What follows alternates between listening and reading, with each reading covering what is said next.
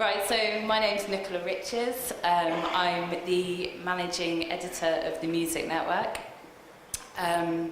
Until today, as of today, I had 3 names. So I was Nicola Riches, according to the poster, Nicola Riches, which is who I am now, and then Nicola Slade, who is who I was before I got married.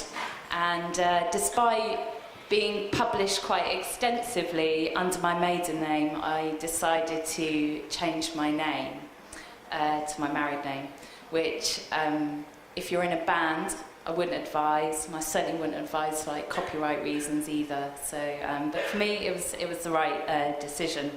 So, just to give you 10 minutes, say, on my background, I started off at university as arts editor of the student magazine. I always wanted to be a music journalist, and this is in kind of Britpop era London. So as you can imagine, the music scene is really lively and really exciting, and I graduated and headed straight for Camden Town, which, if you're familiar with London and British music, you'll know that a lot of bands start out in Camden Town.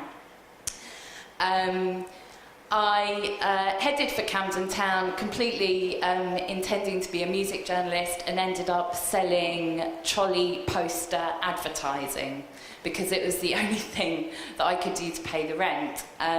Fortunately, I sold a campaign for a big tin fruit company called Del Monte, which, if you come from the UK, they have a signature catchphrase on their adverts, which is "the man from Del Monte, he says yes." Well, it turned out the man from Del Monte paid me about $6,000, and this allowed me to then quit work and then go and offer my services up as a budding journalist at music publications in London. I turned up to the offices of the NME, which is I'm sure you know the NME, really famous magazine, with a sandwich board on my body asking for work, saying, "Please employ me, I'll work for nothing." They ignored me. So I went to one of the most famous sort of beginners venues in London called the Barfly, and said, "I'll work for free." And they said, okay. And I worked for free and claimed dole money and rent assistance. And then after 6 months, they hired me as their deputy editor on the equivalent of about $10,000 a year. Woohoo! So I'm, 19, 20 years old, earning 10 grand a year, living in London, and it was the beginning of my life as a journalist. I worked at the Fly magazine, and actually it was quite a kind of defining time in British music press, because the rise of the internet has started and magazines were losing more and more cash, but we gave away our magazine for free. So we were one of the first free street press magazines. And we gave it away in our network of venues around the country. Britpop was ending, and I was very fortunate to get a couple of interviews with 2 budding British acts who my editor convinced me to put on the front cover, even though I personally didn't believe they were front cover acts. And they turned out to be Muse and Coldplay, which just goes to show where my judgment probably was at the time. And it was an exciting time, and lots of different kind of bands came through our doors, and I spent 2 years, quite frankly, getting pretty trashed, going out to gigs probably every single night of the week, and having a lot of fun. What consequently happened was that there was nowhere for me to go in this organisation. The editor was never going to move, and I was offered a position at a company called Click Music, who had launched a website and said, the website's the future, it's 2001, and we're going to own the music space. I didn't really know that much about websites, But I started work there, interviewing and reviewing bands. But one thing that we did do, which I think was probably very groundbreaking looking back, was we had an MP3 chart. So 2001, we've got our very first MP3 chart online. I think we were probably the first in the world with that. Now, as you can imagine, those MP3s weren't cleared at all. There was probably no digital aggregator even back then to supply them. There was no record label putting out digital downloads, unless maybe you were in a band called Wilco in America who actually were doing it, but I think they were probably the only bands in the world. So what we used to do is we used to go online where other people were posting their MP3s, choose the best of them, put them on our site, and then get people to listen and vote for them. We thought this was absolutely revolutionary. We thought we were leading the charge, and we kind of were, but we'd also not accounted for the fact that people weren't on broadband, they were on dial-up. So it took them probably an hour to download an MP3, by which time they were bored, they'd left our site, they'd given up with the whole idea of the internet. And me and my co-worker were getting pretty frustrated about this. Bearing in mind, we were owned by Bob Geldof and a very famous music DJ called Steve Lamacq. And our bosses had raised loads of money on the stock market in the dot-com boom. So we had to position ourselves as a dot-com company. So the second thing they decided to do, which they thought was going to lead the charge and break new ground, was to webcast gigs. So we used to go around, go find any managers, bands, agents, promoters, say we'd like to broadcast your show online. Then we would attempt to do that and secure the rights, but as you can imagine, at that stage in the music industry, no one knew who the rights belonged to. I don't even think there was a webcast license at this point in the UK. So we got a few cleared down the line, but again, we were hit with that same problem we were hit with the MP3 chart, which is everyone's on dial-up, so no one can actually watch the broadcasts. So all in all, it was a massive lesson learned for me in, well, it was the beginning of a lesson learned in the importance of rights and copyright and the internet and how it functions and how it works. I stayed doing that for a while. In the meantime, I had a guy sitting next to me who was developing a new email service for the British music industry called Click Music Biz, which aimed to take on the major trade press in the UK, which is Music Week. And he was producing original news stories, aggregating content from around the web, posting a couple of tracks to a couple of unsigned acts that he liked, and he was sending out to a database of about 500 people.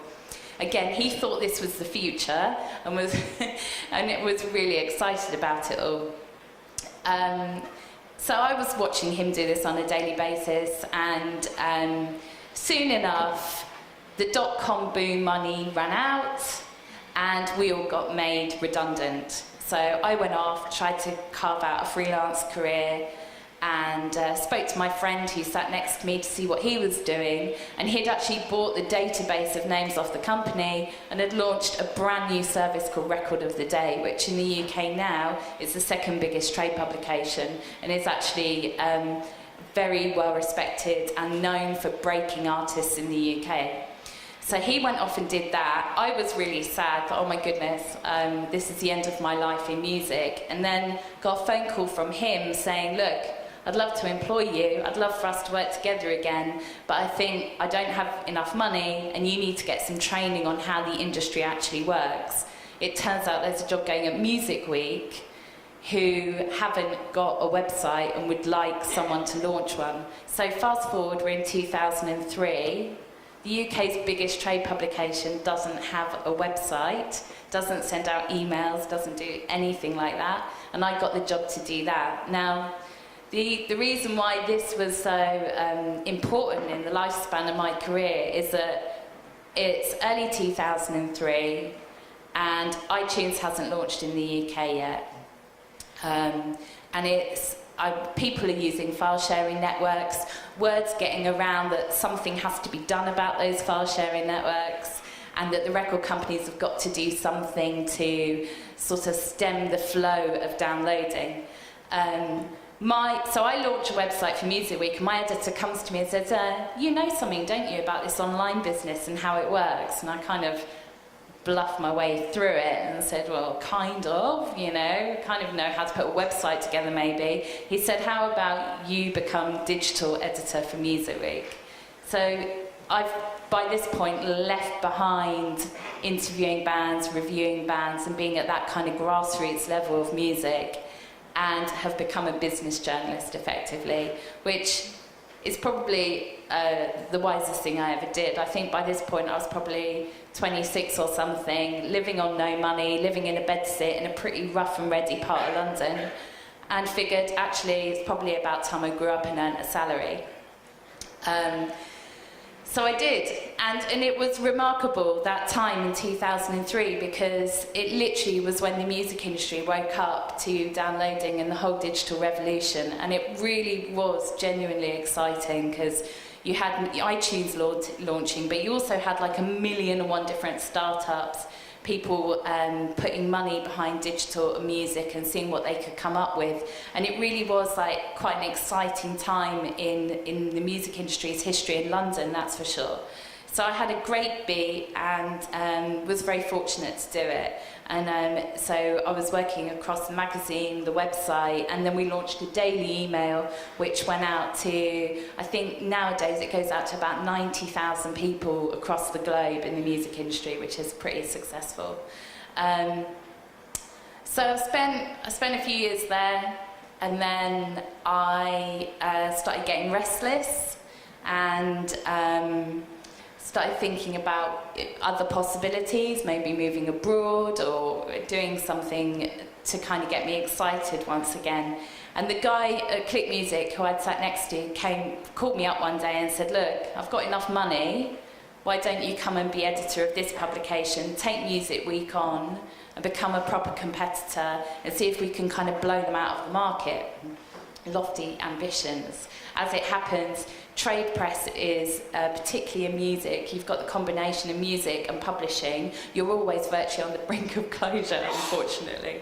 But that's the kind of the nature of the beast. So I went to Record of the Day, and we basically served music and news to the music industry every morning by 9 o'clock. To about 7,000 paying subscribers across the globe. So every day we would present a track of our own choosing, which actually people, it sounds a bit strange, but people would pay to have that slot, even though we'd chosen the song that should be on it. And we broke countless acts. Countless acts went through that route in the UK. And then that was supported by a raft of news aggregation and news creation, which we did ourselves, all about the music industry. And again, it's a really successful model, and it's doing really well in the UK, and it supports a team of about 5 people. I was really fortunate working there. As the editor, you get phone calls from people saying, do you want to come to this conference in Finland, or do you want to interview this label boss in Iceland, or New York, or Canada, and I did the trail of music industry conferences around the world, talking on behalf of Record of the Day. If there's been one kind of constant thread from sort of 2003 until now even, is that even though the music industry has suffered greatly for many different reasons, maybe some of them are created by the music industry itself, there's always been this hope and optimism wherever I've been and wherever I've worked, that regardless of what's happening, we were bringing new music to people, or we were bringing important news that could inform people in the music industry to make better decisions for their artists.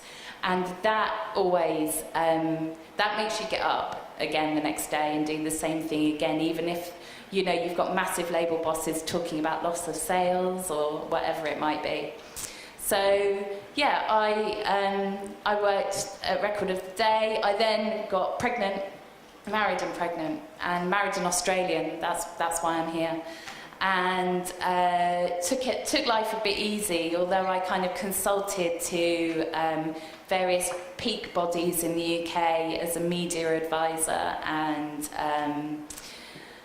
did whatever I could to sustain a freelance career. I've also written 3 books throughout my time, 2 on downloading and digital music, and then 1 more recently, which is, and I'm going to shamelessly plug it, the music industry, Music Manager's Bible. So if you're a manager, it's basically everything you need to know. It was humble beginnings, you know. All I wanted to do was go and interview bands and write about bands and interview bands. And now I've ended up on the business side of it. And probably if I told my 17-year-old self that this is what I was doing now, she'd probably cry. Because I think all she wanted to do was be the editor of the NME. But I actually realise now that with hindsight, it's sometimes strange what life can do. You set out on one path and you get waylaid, and you think you're going down the wrong road, and then actually with hindsight you realise that it was the right road all along. And it's strange how things can work out for you like that. So I've been talking 15 minutes, that's not bad. Right, so that's my story.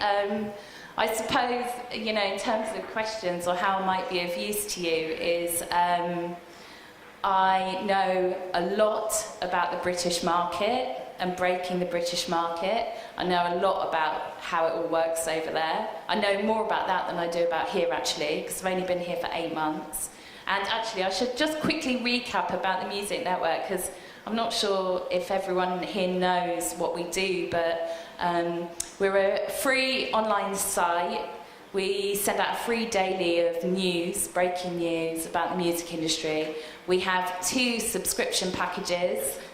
Again, this might sound like a plug, but one is a cheap $180 a year, which gets you email sent to you on a Wednesday with news and chart information and publishing news and record label news and moves and gossip and photos and all that kind of stuff. And then we have a chart subscription, which if you're a real data charts geek, that's the one you want to get. That's the more expensive one. And that's the one that record labels use to that kind of allows them to make decisions about their artists based on airplay and radio information or radio airplay information. So I've just come in as managing editor of the Music Network, and I feel like I've got a lot to learn. The Australian market seems to work very, very different to the UK, and it feels like I'm starting from scratch all over again, having to learn what goes on here and how artists break here and how they get sustained, and particularly learning about this kind of international and domestic repertoire balance that you've got going on here, which is pretty fascinating. That sums me up. But if I can be of any use, it's probably on the British stuff. If not on that, then certainly on digital and copyright and that kind of side of things, because that's what I know most about. There you go. Where do you think streaming's going? Spotify's in a pretty safe position, okay? So because it's major label backed, the major labels have got stake in Spotify. So that's safe for the time being. If it can kind of exponentially grow its users and grow the number of streams, then maybe the royalty payments are going to start increasing. But the royalty payments have got to start increasing for it to make sense in the long term. Once you've kind of cut off downloads and you've cut off physical sales, obviously the royalties from Spotify are going to make up the difference. So that's got to change somewhere along the line. I don't know how that will change, but it will have to change. And ultimately, the music industry's got this uncanny way of just saving everything at the last minute, you know? So, I don't, yeah. What I'm more interested in is, obviously, lots of businesses, not just the music business, are moving into a subscription universe. I know, you've got like 20 players in Australia, that's right, isn't it? Yeah, well, I read a talk with the MD of Spotify this week, and she said that there will be market consolidation. There will be. You can't have all these players in the market. It doesn't make sense. So ultimately, 3 or 4 are going to win out.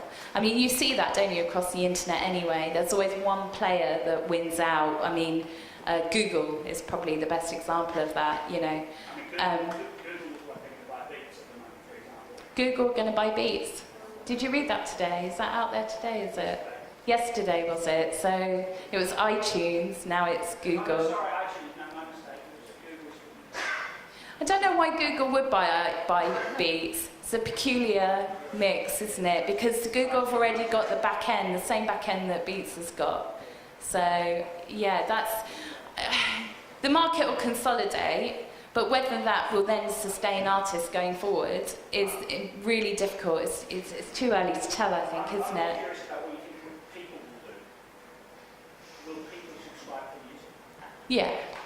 People will subscribe for music. About 10 years ago, this is a really good one, if you're geeky about these kind of things, about 10 years ago, there was a man called Gerd Leonard, and he wrote a book called Music Like Water, and predicted that we would all pay for our music subscription as part of our ISP cost.